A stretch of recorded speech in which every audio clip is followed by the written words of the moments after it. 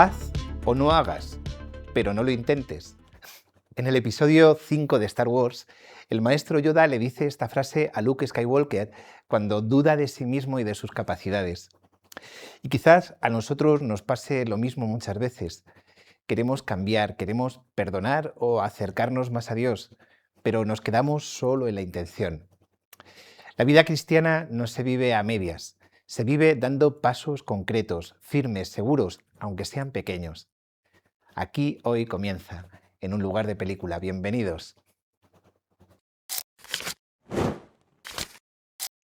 Queridos amigos de En un lugar de película, estamos terminando esta temporada y no quería terminar esta temporada en la que ha pasado por aquí, por este estudio, pues tantísima gente, directores, productores, guionistas, maquillaje, directores de arte, de todo, actores.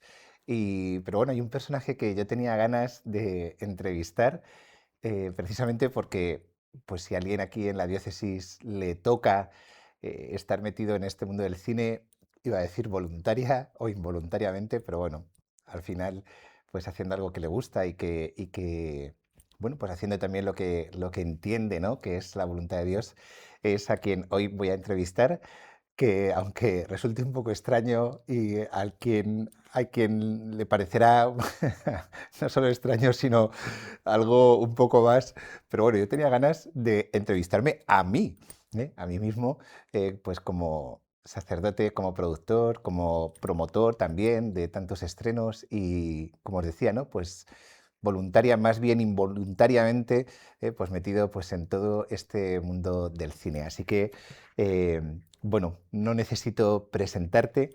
Y vamos a empezar. Normalmente a mis entrevistados les suelo decir que respuestas cortas y sin alargarse, así que espero que esta vez tú mismo, que soy yo mismo, seas fiel a lo que llevas todo el programa diciendo. La primera pregunta sería muy fácil, ¿no? Recuerdo que aquí también preguntando, ¿no? Hace los primeros programas que pregunté, tuve aquí sentado a David y a su hermana de aquí de la casa de Canal Diocesano y yo le decía, ¿qué hace un chico como tú en un lugar como este? Pues ¿qué hace un cura como tú metido en temas de producción? ¿Cómo fue? ¿Cómo empezó todo? Bueno, yo como muchos curas de aquí de la diócesis de Toledo, siendo seminarista, hemos hecho mucho teatro. En el seminario se hacía mucho teatro. Don Marcelo en tiempos quería que los seminaristas hicieran teatro porque además es toda una escuela por muchas cosas, de trabajo en equipo, de saber ponerte de frente a la gente, de saber interpretar de alguna manera, algo que luego en nuestra vida como sacerdotes lo utilizamos muchísimo. Pero no había pasado más de eso, ¿no? Es verdad que también luego en la pastoral como sacerdote también me vi metido en historias donde estaba antes, se representaba la pasión, bien, pero no más pues que esto, ¿no? Entonces, cuando en el año 2011 venía el Papa, cuando la JMJ, me vi metido, me vi metido en un musical del cual yo no tenía ni idea, nunca había hecho algo así, algo tan a lo grande, tan a lo grande. Y bueno, pues ahí lo hicimos, ahí lo sacamos, estuvimos 3 años de gira, fue una experiencia fantástica. Y el tema es que cuando íbamos ya a acabar el musical, bueno, teníamos un equipo humano fantástico, sobre todo unos jóvenes actores muy buenos, y entonces me propusieron hacer un trabajo audiovisual con esos jóvenes. Y claro, yo hablé con el obispo y le dije, mire, digo, una cosa es hacer teatro, que mal que bien, todos hemos hecho alguna vez alguna cosa así, pero otra cosa ya es meterte en tema audiovisual del que no tengo ni idea. Y entonces fue cuando el obispo don Braulio me propuso, dice, bueno, pues ¿por qué no te formas? Estudié producción audiovisual, estuve 3 años y bueno, disfruté muchísimo, cuando en los estudios disfruté muchísimo, aprendí muchísimo y la idea de don Braulio era esta, ¿no? Hacer una productora audiovisual del Arzobispado de Toledo al servicio del Arzobispado de Toledo. Una productora audiovisual, esto es algo como muy novedoso, sobre todo en una diócesis, y especialmente en una diócesis como Toledo, que es una diócesis, bueno, como muy tradicional, ¿no? Al menos tiene un poco esa etiqueta, pues algo tan pionero y tan novedoso en la Iglesia, una productora audiovisual que depende del Arzobispado de Toledo. ¿Por qué? A mí me sorprendió muchísimo pues que don Braulio, que no deja de ser, bueno, pues un obispo, yo qué sé, pues con una mentalidad, no voy a decir antigua, ¿no? Pero bueno, pues sí, tradicional, podríamos decir ahora analógica, ¿no? Pues que tuviera él esta visión, esta visión. Él me dijo, ¿no? El papel que hicieron en su día las editoriales con los libros es el papel que tienen que ejercer ahora las productoras. Crear contenidos, crear contenido audiovisual para, para evangelizar. Y entonces está un poco la idea dentro del Arzobispado de Toledo, que tiene tantos servicios, por ejemplo, esta casa, que se dedica pues, a informar y a comunicar y a hacer tanto bien, pues un servicio más que poder ofrecer también a los sacerdotes. Y además, fíjate que lo que te decía antes, yo me vi metido en un musical, yo no tenía ni idea, y los curas no tenemos que saber de todo, tenemos que vernos metidos en tantas cosas, tenemos que aprender de obras, tenemos que aprender de economía, tenemos que aprender de derecho, tenemos que aprender de mil cosas que no sabemos y nos vemos metidos en este mundo en el que sí o sí tenemos que meternos. Tema de carteles, tema de vídeos, tema de tantas cosas, ¿no? Entonces, de alguna manera también era el poder ofrecer un servicio pues pastoral, pues eso, pues para organizar eventos, para hacer carteles, para hacerte una web, lo que hiciera falta. Y así lo hemos vivido durante estos 10 años que llevamos más o menos, pues al servicio de las delegaciones, al servicio de los sacerdotes, poder ayudarles en algo que no tienen por qué saber. No tiene, hoy mal que bien todo el mundo y hoy mucho más con la inteligencia artificial, la verdad es que ya hacemos cualquier cosa. Pero cuando uno quiere hacer algo de calidad y algo un poco mejor hecho, al final todo el mundo ve un cartel de inteligencia artificial y todo el mundo sabemos que te lo ha hecho el ChatGPT, ¿no? Pues cuando uno quiere algo más, bueno, pues poder ofrecer este algo más. Como responsable de todos estos temas aquí en la diócesis, y como decíamos en la presentación, pues como promotor de tantos estrenos, has visto muchas películas, te toca ir a muchos pases de prensa. em, ¿Tú qué dirías que distingue una buena película, digamos, católica, dentro del mundo católico, del cine, o podemos decir un poco más amplio, ¿no? El cine cristiano, el cine de valores, que distingue a una buena película, bueno, pues de otras tantas cosas que, iba a decir, desgraciadamente, pues también se están estrenando no siempre con la misma calidad? Yo que, iba a decir, he sido seguidor de este programa todos y cada uno de los días. Y aquí se ha hablado mucho en el programa de este tema, ¿no? Que no solamente hace falta hacer cine católico, que durante mucho tiempo no se ha hecho, sino hacer un buen cine católico. Es verdad que en esto los protestantes, especialmente en Estados Unidos, invierten muchísimo dinero, hacen muchísimas cosas, hacen cosas muy buenas, pueden permitirse el lujo, ¿no? Pues de invitar también a grandes actores y hacer cosas muy buenas. Aquí, bueno, hemos empezado hace poquito, estamos pues cada uno un poco haciendo lo que puede, ¿no? Hace poco entrevistabas aquí en el programa a Daniel Arasa, que él decía esto, ¿no? No solamente hay que hacer mucho, sacar y sacar y sacar, porque a veces también la gente se cansa, ¿no? Y sobre todo la gente no es tonta y la gente busca calidad, la gente no tiene tiempo, la gente quiere consumir pues productos que están bien hechos y a veces también la gente paga por una entrada que encima no es barata, ¿no? Va al cine y a veces se encuentra ciertas cosas. Bueno, yo creo que hay que apostar y hay que decirlo, ¿no? A las productoras, a las distribuidoras, quizá hacer menos. A lo mejor no hace falta estrenar todas las semanas. A lo mejor con un estreno al mes sería más que suficiente. Hacer menos cine, pero hacer un cine mejor. Y yo creo que la gente lo iba a agradecer. Como sacerdote y como productor, bueno, has visto muchas películas, te ha tocado también trabajar y hacer muchos encargos, muchas cosas. No sé, ¿tú recuerdas alguna película, tanto algo de lo que hayáis hecho vosotros, la productora en Gaudium, como algún tipo de película que haya marcado especialmente, que te haya sentido, primero a ti, ¿no? Como espectador y luego pues que tú hayas visto, ¿no? Que especialmente los espectadores se hayan sentido conmocionados.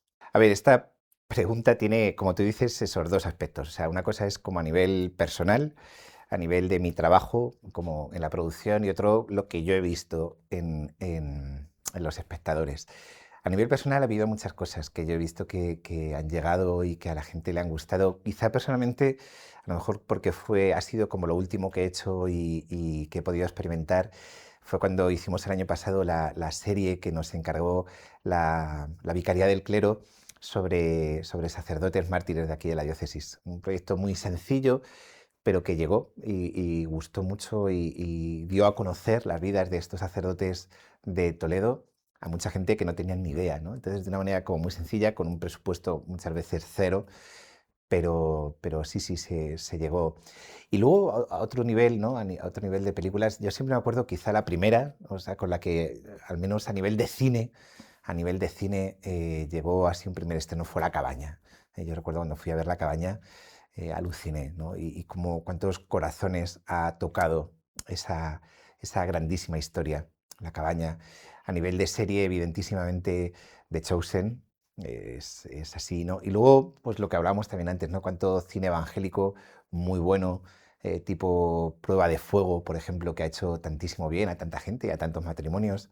O sea, que gracias a Dios, el cine hay cosas buenas, muy buenas, y que están ahí, ¿no? Que están ahí tocando, que siguen haciendo mucho bien y que es un medio de evangelización que llega a tantísima gente, a donde muchas veces los sacerdotes, nosotros llegamos a donde llegamos, con nuestra homilía, con nuestra catequesis, pero a través del cine llegas a tantísima gente. Entonces hay que seguir apostando y hay que seguir apostando por estas historias, buenas historias y bien contadas que sean capaces de llegar al corazón de la gente.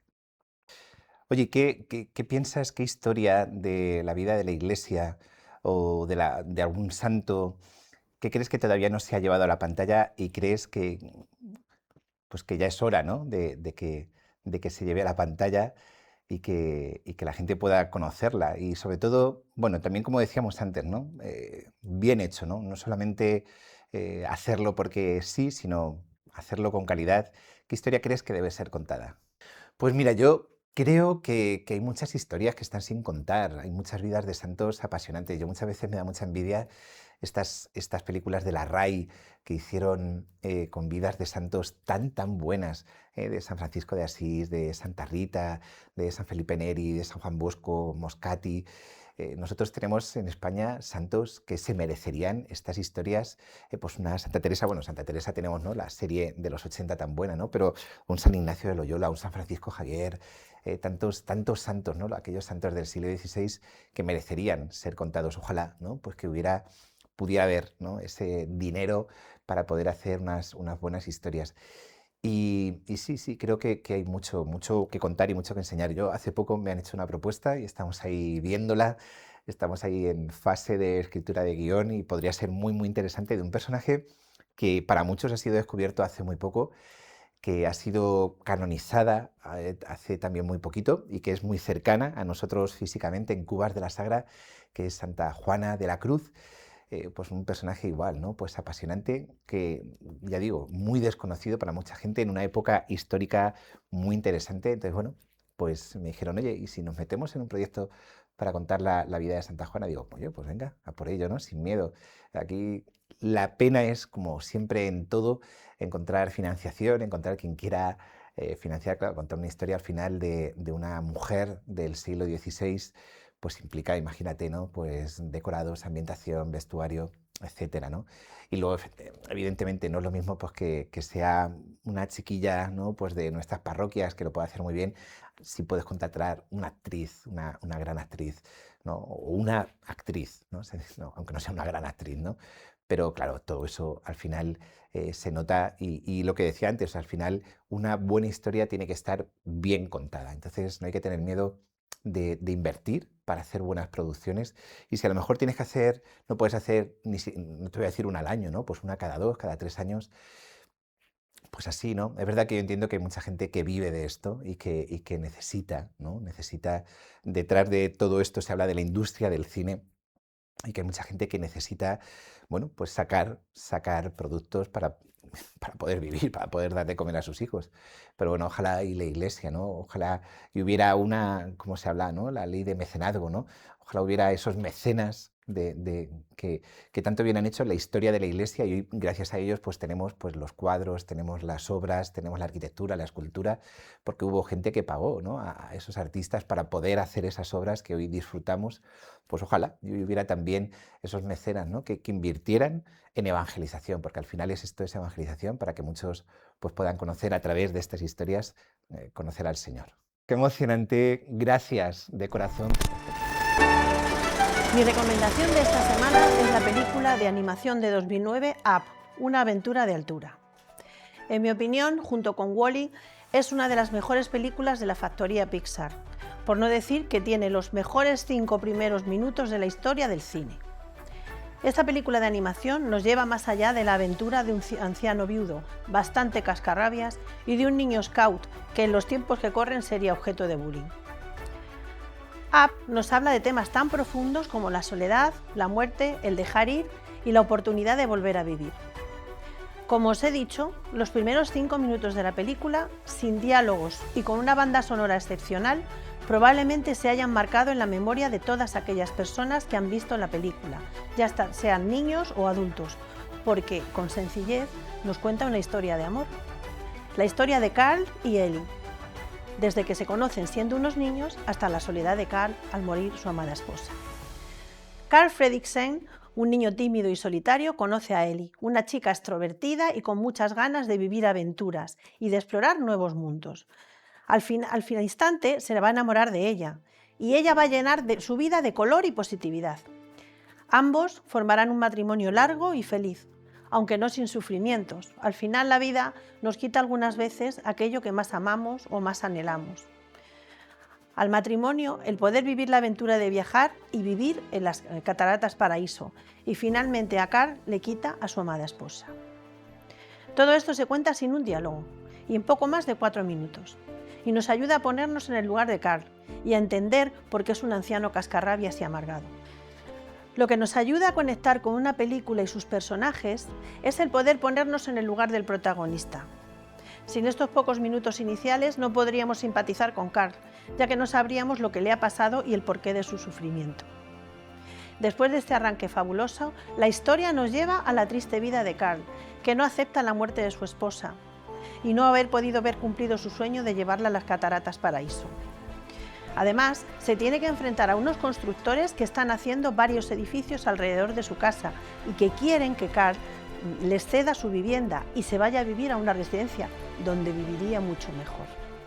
Este conflicto le acabará llevando a un juicio en el que se decide que se vaya a una residencia de ancianos. Sin embargo, la determinación que él nunca tuvo, pero que sí tenía su amada Ellie, y la esperanza, le llevan a cometer una locura, ¿o no? Decide atar a su casa a todos los lobos que tenía del trabajo de su mujer y salir volando para huir de un futuro aún más desdichado que el que ya tenía. A partir de ese momento, este ex vendedor de globos va a tener la oportunidad de vivir una gran aventura de la mano de un niño.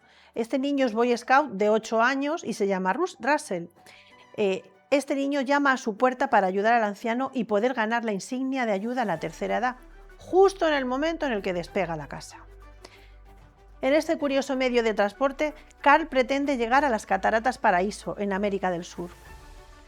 Estas dos almas solitarias e heridas, la de Carl por la ausencia de su esposa y la de Russell por la ausencia de unos padres muy ocupados con su trabajo, van a vivir una aventura increíble, con muchos sobresaltos y muchas emociones.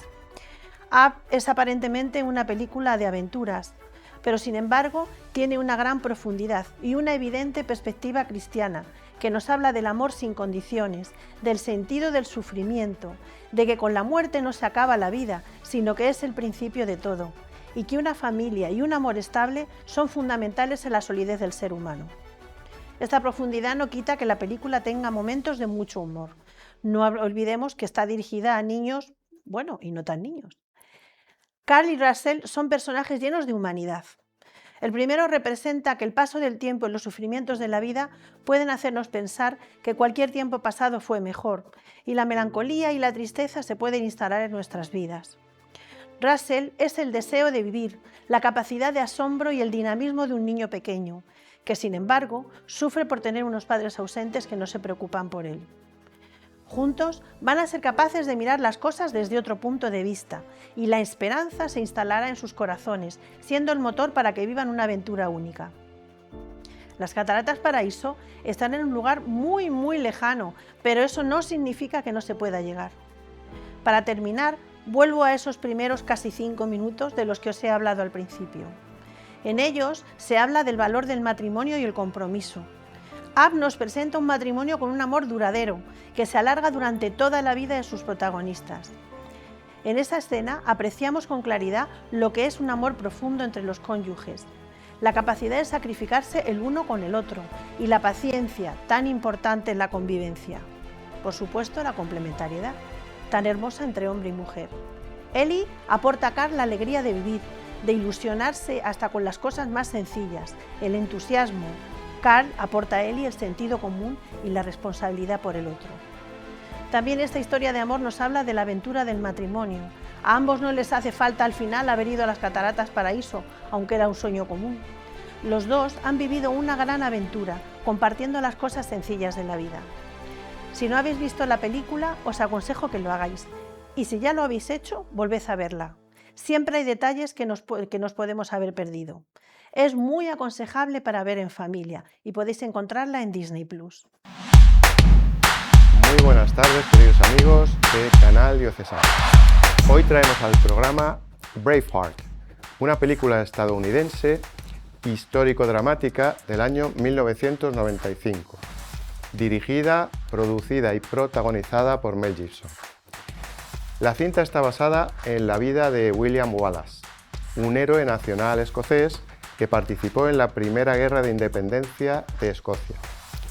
La película fue ganadora de 5 premios Oscar, siendo nominada su banda sonora.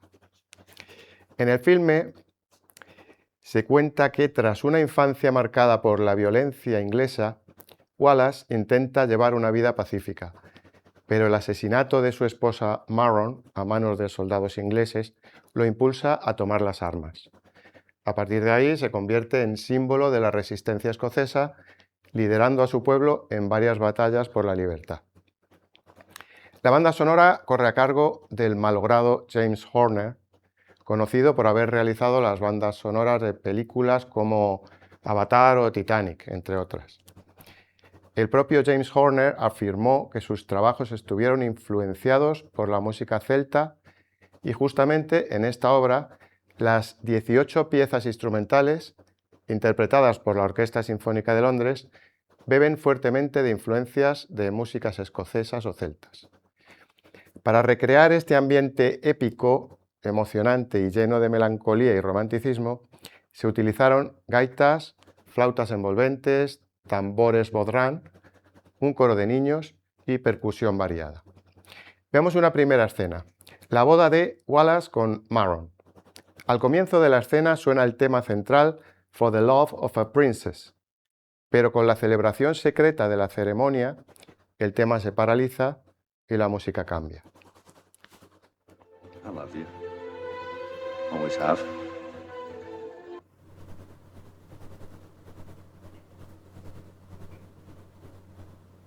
Se ha congelado. I love you. Luego Always eso have. se corrige, ¿no?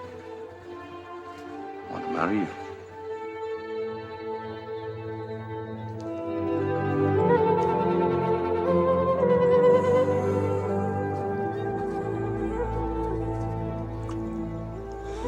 Is that a yes? Aye, that's a yes. Yeah.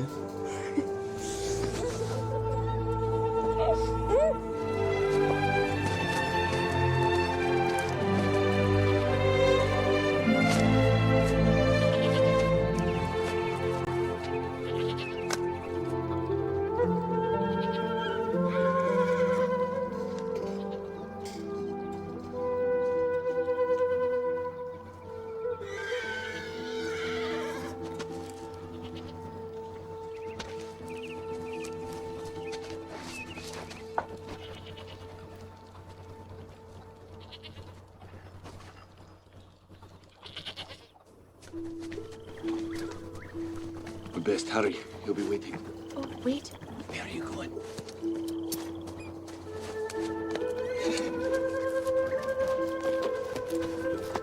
What's that? You'll see.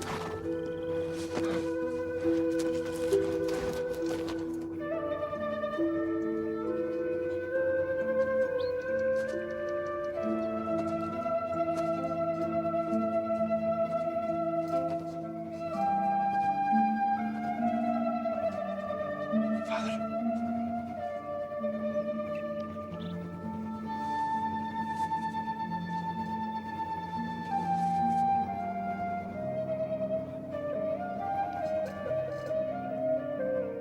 love you my whole life. You and no other.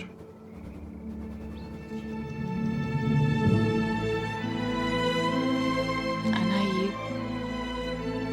You and no other forever. Hirna kumshiv vakela nish agus shield. Amne patris Filii. Ya muerta Marron y con Wallace convertido en héroe nacional, en una segunda escena vemos como Wallace y la princesa Isabel se enamoran. Vuelve a sonar el tema central que hemos escuchado, For the Love of a Princess, pero ya completo y desarrollado, ya que la princesa descubre su embarazo y Wallace va a tener continuidad.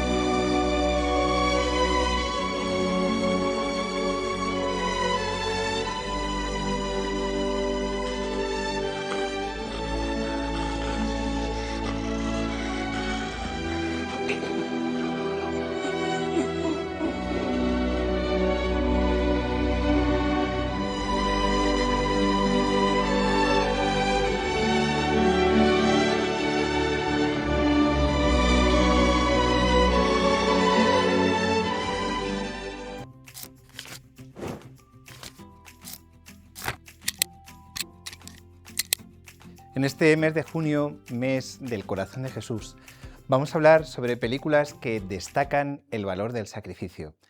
Y hoy queremos detenernos en una película que no deja indiferente a nadie, La lista de Schindler, dirigida por Steven Spielberg.